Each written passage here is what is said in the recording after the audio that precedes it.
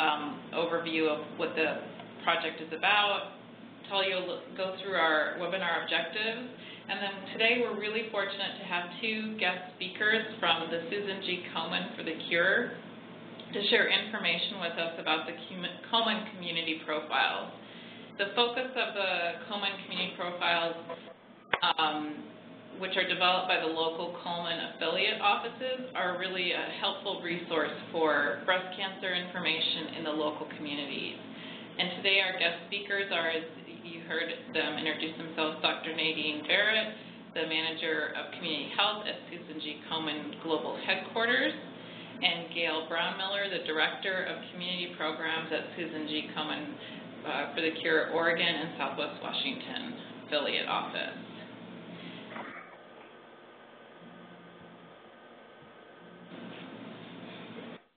So for those of you not familiar with the Weaving Project, we're having a little slide issue. Hold on a second.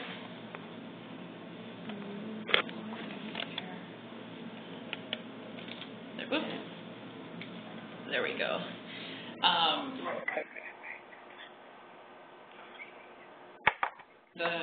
For those of you who aren't familiar with the Weaving Project, it's been a project that's been in existence from 2007, supported as a cooperative agreement with the CDC and the Urban Indian Health Institute. It's one of our projects here at UIHI. The Weaving Project goals are to increase breast and cervical cancer screening among urban American Indian and Alaska Native women, to increase the access to quality, timely, and culturally appropriate diagnosis and treatment services, to support collaborative partnerships between urban Indian health organizations and state programs, and to create a framework for future collaborations. The Weaving Project provides various forms of technical assistance, such as webinars and an online website for sharing information, and then other resources such as customized technical assistance. So let's go to the next slide. And the objectives for today's webinar are to familiarize participants with the Susan G. Komen for the Cure organization, to introduce participants to the Komen Community Profile, discuss how the Komen Community Profiles can be used as a resource for urban Indian health organizations, and to discuss opportunities for UIHO involvement with Komen Community Profiles. So any questions before we start with our great guest speakers? All right, so without further delay, we are honored to have Dr. Nadine Barrett, the Manager of Community Health at Susan G. Komen for the Cure Global Headquarters, tell you about our community profile. Dr. Barrett, we'll turn it over to you. If you just want to let us know to advance the slides, we will do that. Excellent. Sounds great. Thank you so much. And thank you for inviting us to be a part of this webinar. We're very excited to always identify opportunities for new partnerships and collaboration, so I'm very excited about that. And we're also excited to know that as we continue to move forward with our community profile efforts, as we identify and assess the needs in our community, one of the areas that we know that we would love to be able to improve upon is really identifying needs in even more underserved populations. So this is a great opportunity, and I'm looking forward to, once we get through this great day today with the webinar, that we can start to look at ways in which we can work even more effectively at the local level in partnerships as well. So thank you for inviting me, and I'll go ahead and move forward. Just to give a little history about who we are in terms of Susan G. Komen, it was founded by Nancy Brinker, as you can see in the slides, in 1982. As many of you may hear about, you can see at the bottom of the slide, One Promise, Two Sisters.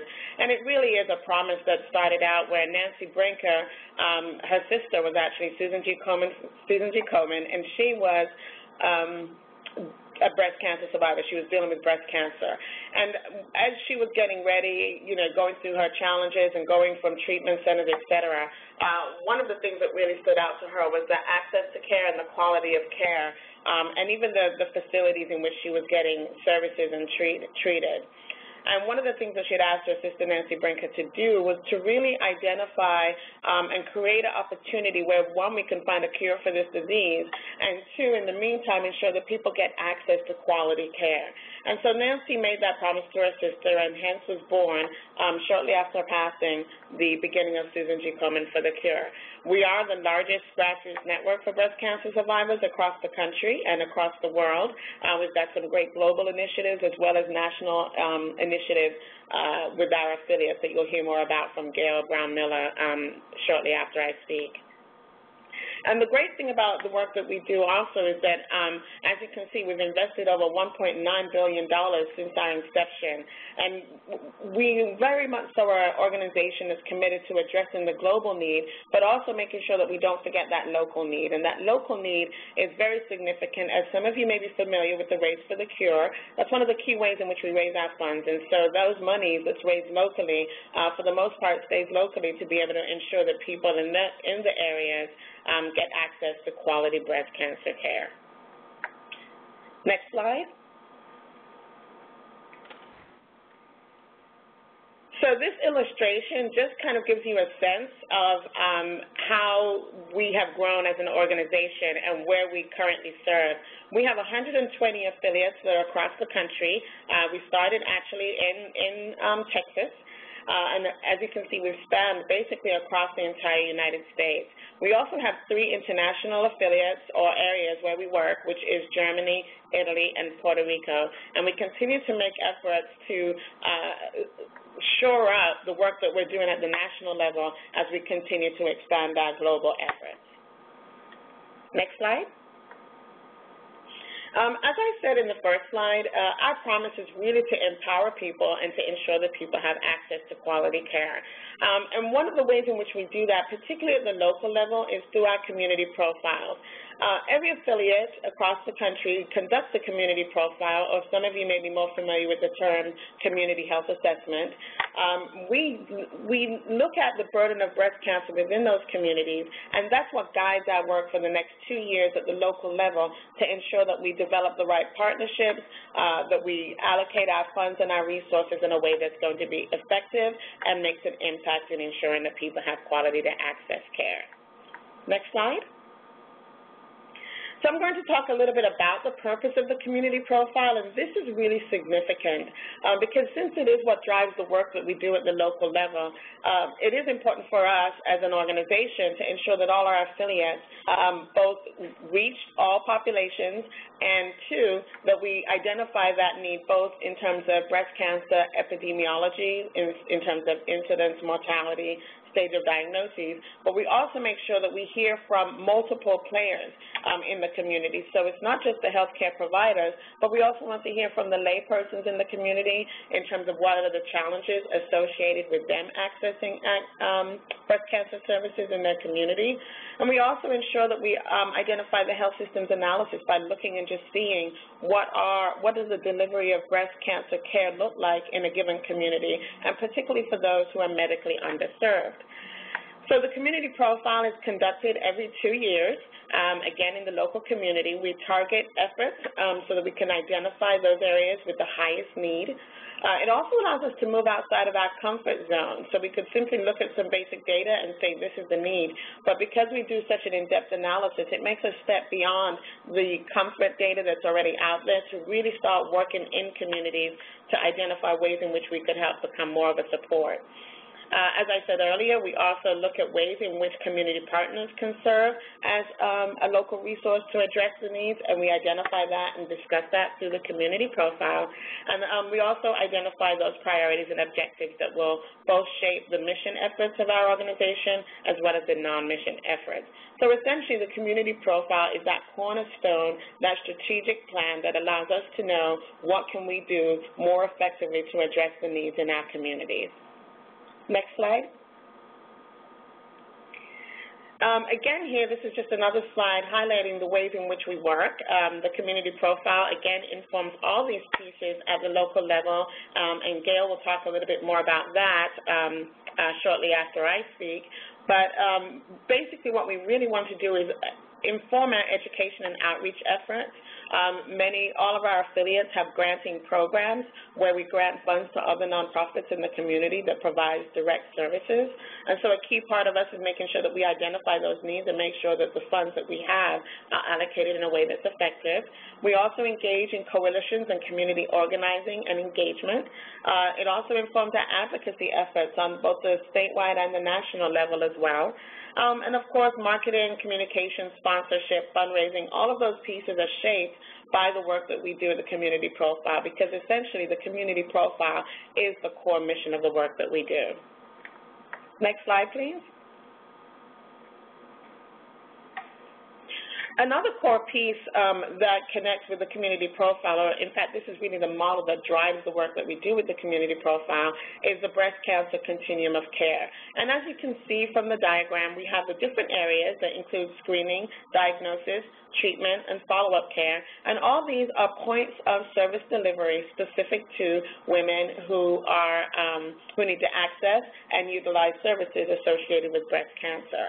So this is what shapes everything that we do. So with the community profile, what we essentially engage in is doing both a secondary analysis of the data based on this continuum. We do a health systems analysis based on this continuum, and of course we do the qualitative data. And so our priorities and action steps specifically speak to all of these areas.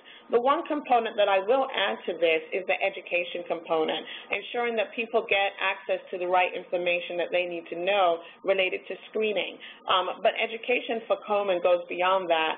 It's not just for education to know to get screened, but it's also education to understand treatment options, or an education to understand survivorship, or even for the caregivers. So education is a really large umbrella that's not illustrated in this continuum, but we do consider it a very significant, important component of work that we do both locally and nationally. Next slide. So this is just a quick diagram that gives a general sense of the community profile process. And as you can see, it kind of has a funnel look to it. And this funnel look is really important because we start again with the data analysis section where we just get a general sense of the services, the incidence of mortality and the demographics of the overall service area for each of the affiliates. Then we kind of hone in to our health systems analysis. And the health systems analysis specifically targets those areas that from the data analysis shows these are areas of great need. So typically affiliates will pick 2 target communities, sometimes 3, that they want to focus in on because they're seeing that they have an incredible high breast cancer mortality rate, and they're also mostly being detected at late-stage diagnoses. So some of those factors play into it, as well as, of course, the comprehensive pieces with the demographics in terms of uninsured, underinsured in the communities, those who are living below the poverty level, and other social determinants of health.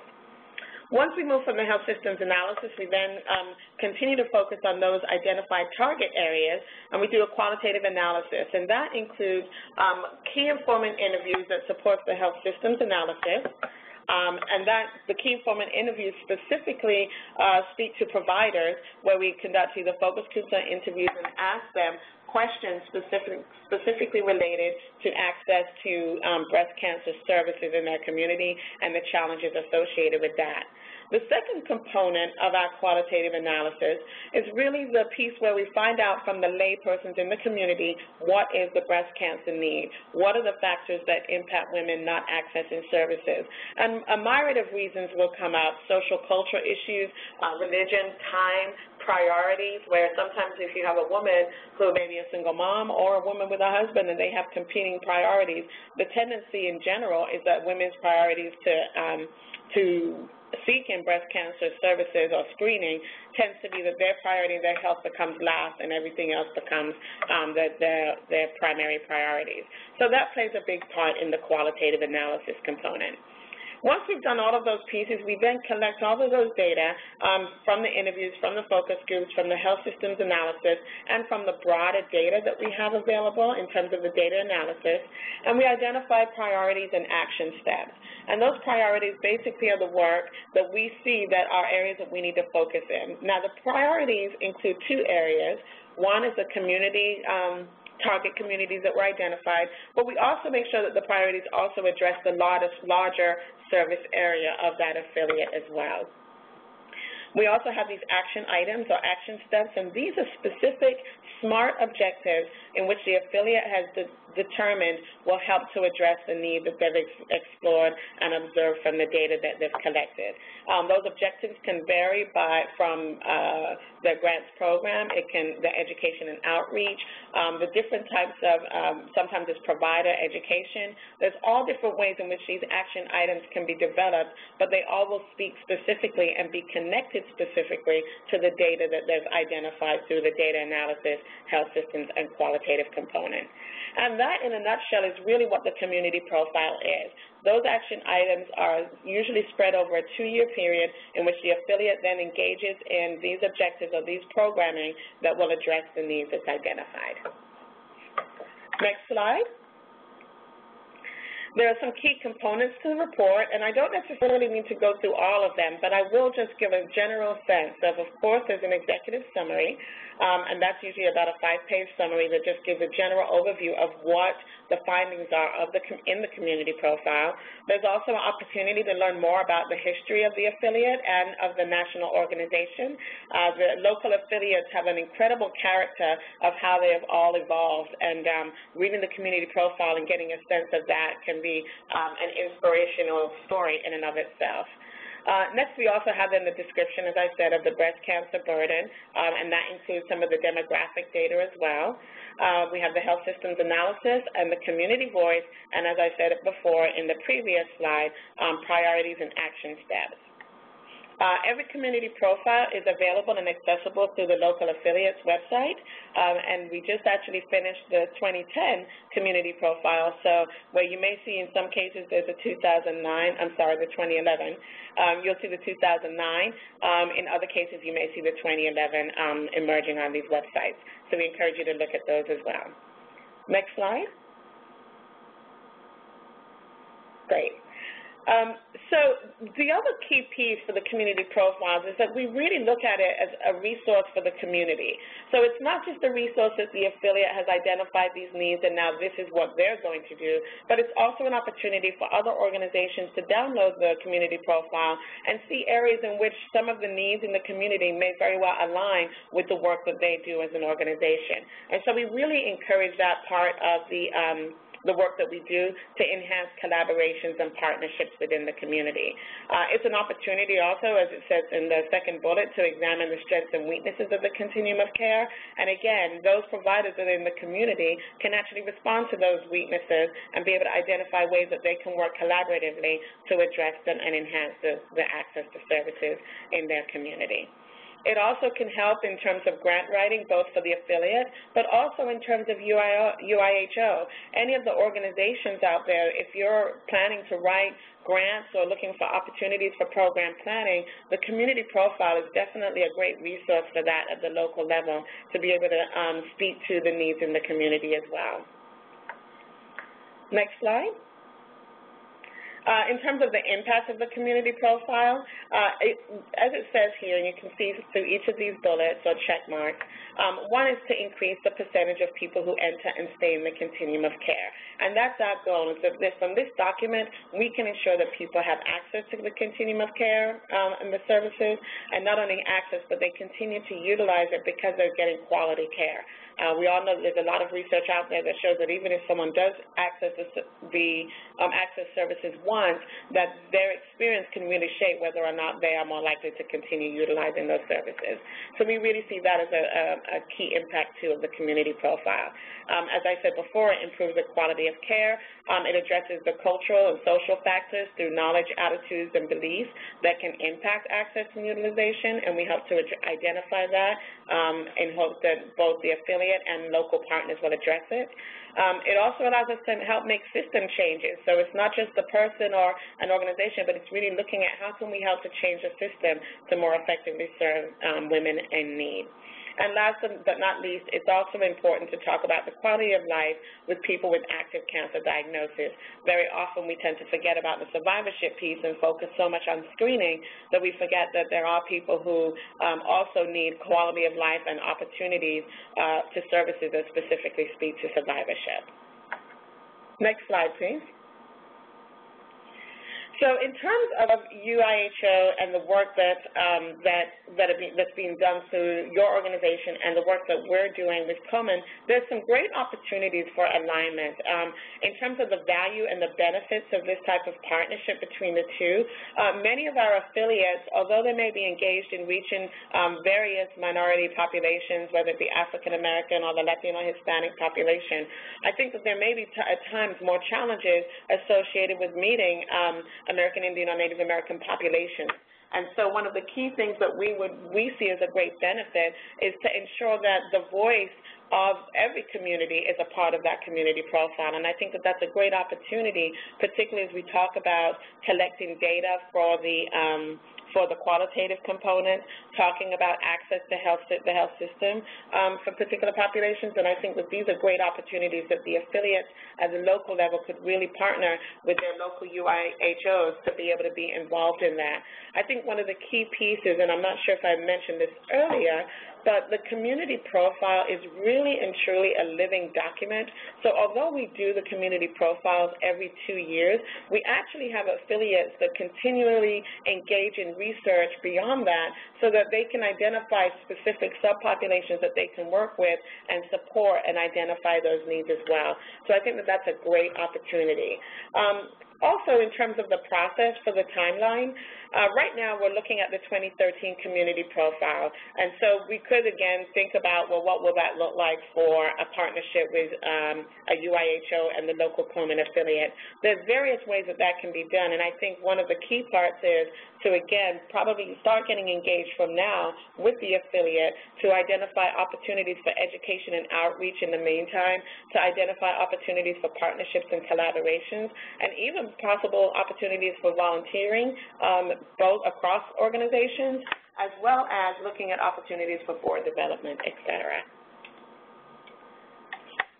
I would also encourage you to look at the last bullet, how to connect and begin those partnerships, and you can go to www.komen.org, or for your respective area, simply go onto Google, and if you type in your area in Google, for the most part, you'll probably go ahead and pull up your local affiliate that you can begin to partner with. Next slide.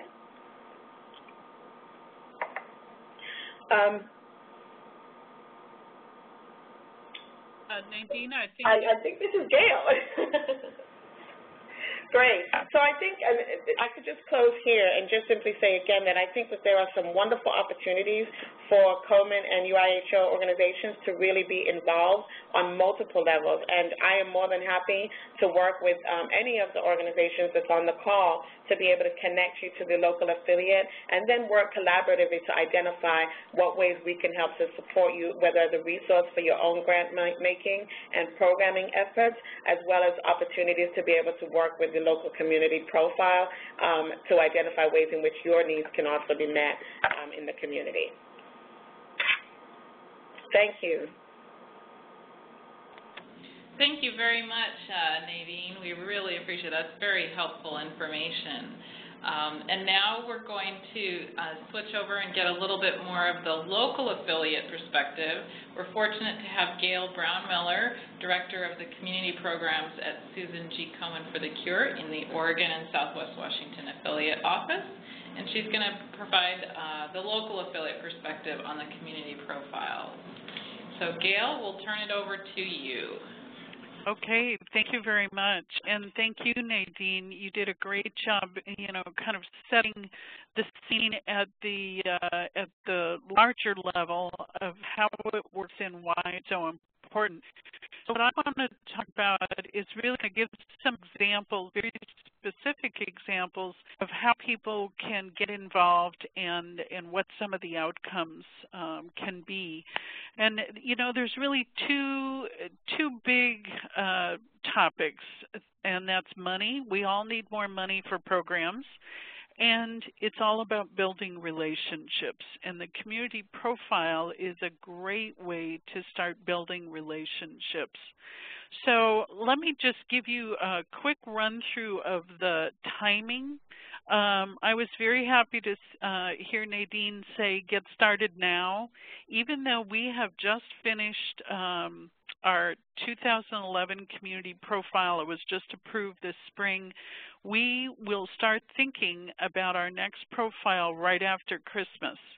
So we will start thinking about whether we're going to use an internal process, meaning creating our own task force or getting community resources together, or whether we might go outside of our affiliate and contract with someone to do this process. So that starts very early. So it is not too early to figure out who the best contact is at your local level and begin talking with them. So that's about 15 months out. So then, assuming that an affiliate has decided to use their own resources or an internal process, they will develop some kind of task force, steering committee, team, who, whoever is going to do that, and begin reaching out into the community to find those representatives who are going to help do this. And this is the time when different community groups, such as those of you who are on the phone, should, if you're interested in this process, say, yep, I'm interested right now at the very beginning. And so that's, that's a year out, 12 months out from when it's due. So these research projects have a very long time process. Then about 9 months out, excuse me, is when they're actually starting to get the data, and this is very, very important. Each local level will use a variety of sources, a lot of the cancer registries, but we need better American Indian and Alaska Native data. I know that you have tribal registries and you work with a lot of that data. I also know that there's a lot of problems with getting good, clean data and accurate data. And so the affiliates really need all the help that they can get in being able to target this data. Next slide. So once we have the data, as Nadine said, we look at the big picture and then we come down into target areas. And there are so many needs, both geographically in a large service area or with various target groups. And the better data we have, the better we are able to identify what the needs are. So this is really kind of the case of the squeaky wheel. Those who participate early, often, and with lots of data are going to have a much better outcome and a more involved outcome in this process. Then the focus groups are also very important. So this year, for an example, we were able to reach out to a local urban Indian health clinic, and they helped us put together some focus groups, and we got tremendous data, stories, things that really helped shape our priorities. A good example in one of the focus groups is, everybody hears the phrase, go get a mammogram. And so we talked about that in the focus group, and it was clear that the women really didn't understand why the mammogram was important. And then when we started talking about the difference between an early stage, 98% survival rate, and a late stage, 23%, all of a sudden the light bulbs went on. And so those focus groups then helped us frame our messaging as we went on. And so again, the more focus groups we have, the more diversity we have in those focus groups. That helps us frame the messages and the outreach and the education that we do at the local level. So then after we gather the data, obviously we have to prioritize problems and goals, and there are choices to be made. Choices as to what the affiliate resources are able to accomplish in a couple of years, and those choices can be influenced, again, by the number of people involved and the kind of data that we're getting. So next slide.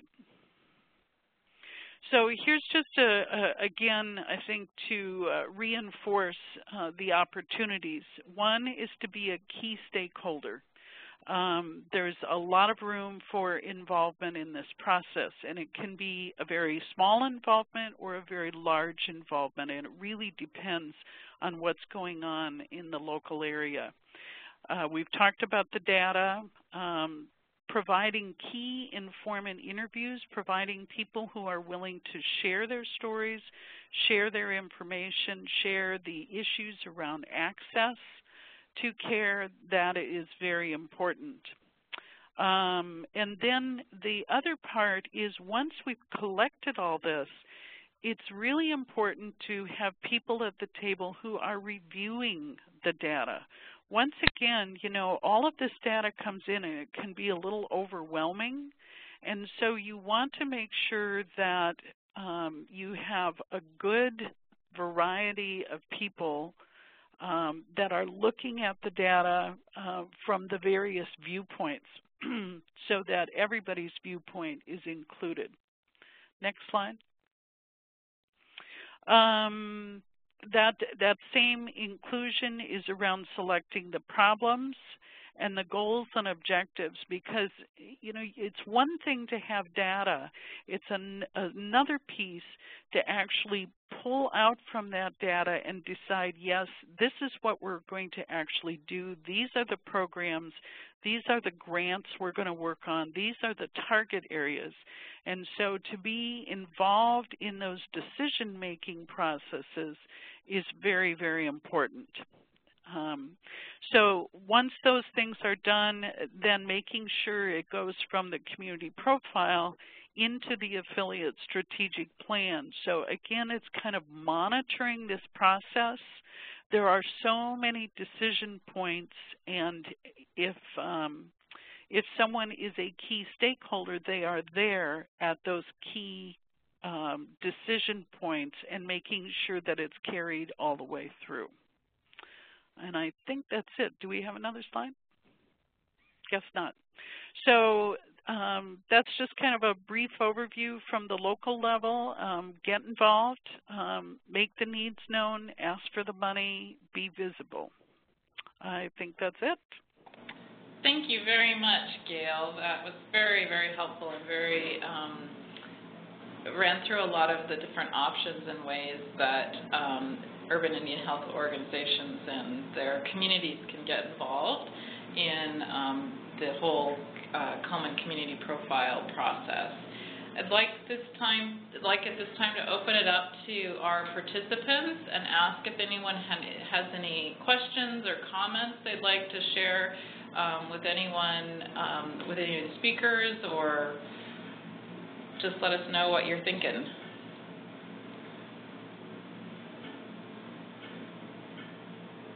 Could I ask if anyone on the line has been involved with the community profile in the past?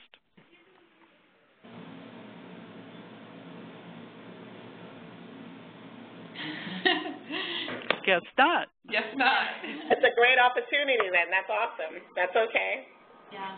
So I had one question to follow up, Gail. You talked a bit about how that the stakeholders, if they get involved, they can actually be involved throughout the process, not just in, for instance, providing access to communities and key informants for data, but also in the decision-making, the review of the data and in the decision-making about the prioritizing of the areas for the profiles. Is that correct? Yeah, I think that's key. And in order to do that, you need to know the affiliate. You need to know the key people at the affiliate who are going to put together the steering committee or the task force, so that your names, the names of the people that you want involved will pop up, or you ask to be involved. I don't think people should wait to be invited. I think they need to go to the affiliate and say, look, we know you're getting ready to do it, and we really want to be involved with this. We have health access issues that have not been addressed, and we want to be at the table. Great. So if someone is interested, UIHO is interested, is the first thing for them to do to perhaps Google their local affiliate and then start making contact with someone there? Absolutely. If they have not already had contact, yes, I would talk to either, their community programs person or the executive director, depending on what level you want to go in at, and set up a meeting and say, we heard about this community profile. What's your process? What are you doing? We want to be here. Okay. And also, this is Nadine, also if they go onto the website and they go to Komen.org, there's an actual tab there that says Find Your Affiliate. And so you could actually just type in your area, and then that will show where your affiliate is. And, of course, the community health team here, I actually have Edna Kavuma, who's also on the call with me, joining us today, and she is a community profile specialist. And we'll be more than happy to help in facilitating those types of relationships as well. Great. And also, this is Jessie. Just as a side note, we've been trying to kind of pull all of the community, the affiliate offices for the different UIHO regions, and we're in the process of updating some fact sheets for the different regions and including key agency information that people may be interested in. And so we're also going to be including some of the contact information of the local affiliate offices for each of the UIHO areas. So hopefully that will be helpful for folks as well, just to get some easy access. But it sounds like there's a number of avenues people could go down to get this information, which is great.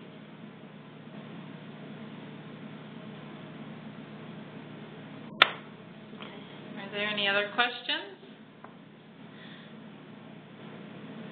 And if people have questions later on, feel free to send them to us if that's easier, and we're happy to then route them to Nadine or Gail and get answers for you. I know sometimes questions come a little bit later, so feel free to send them our way, and we're happy to route them.